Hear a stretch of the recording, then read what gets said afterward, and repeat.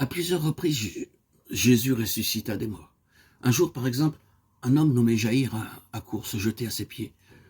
Sa fillette, âgée de 12 ans, se mourait. Il suppliait le maître de venir la guérir. Pendant que Jésus était en route, on avertit Jaïr que l'enfant était morte. Et le pauvre père fondit en larmes, pensant qu'il n'y avait plus rien à espérer. « Ne crains rien, lui dit Jésus, crois seulement, et ton enfant sera sauvé. » Et en effet, voici comment cela se passa. Jésus arriva dans la maison de Jaïr, où toute la famille se lamentait. « Ne pleurez pas, s'écria-t-il, elle n'est pas morte, elle dort. » Et tout le monde de hausser les épaules en se moquant de lui. On savait bien qu'elle était morte. Mais le Seigneur, s'approchant de la couche où elle gisait, prit la jeune morte par la main et dit simplement « Petite fille, lève-toi. » Aussitôt elle se leva, bien vivante, et Jésus commanda qu'on lui donnât à manger. Autant que la tempête, autant que les démons, la mort elle-même était donc soumise au Christ. Et voilà précisément la première leçon que Jésus voulait donner par ces miracles. À ceux qui en étaient les témoins, comme à tous les hommes dans la suite des siècles, à qui ces événements seraient rapportés. Il démontrait aussi sa puissance, comme il l'a dit lui-même. Les œuvres que je fais prouvent que je suis envoyé par le Père. Ces miracles devaient donc persuader les hommes d'écouter sa parole et d'obéir à ses leçons. Mais ce n'était pas là son seul dessein.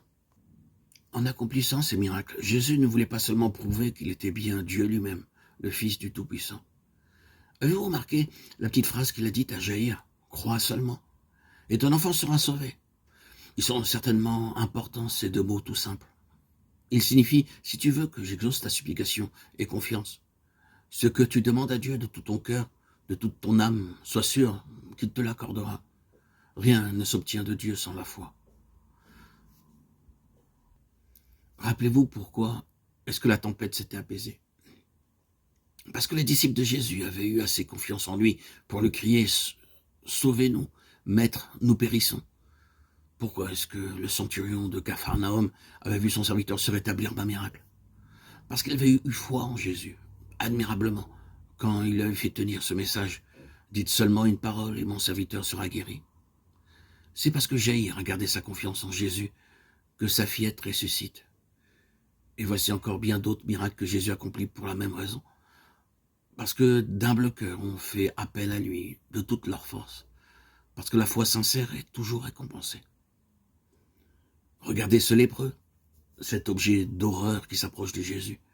Il tend vers le maître, sa face rongée par l'atroce maladie, cette figure rougeâtre, où luisent deux yeux d'angoisse.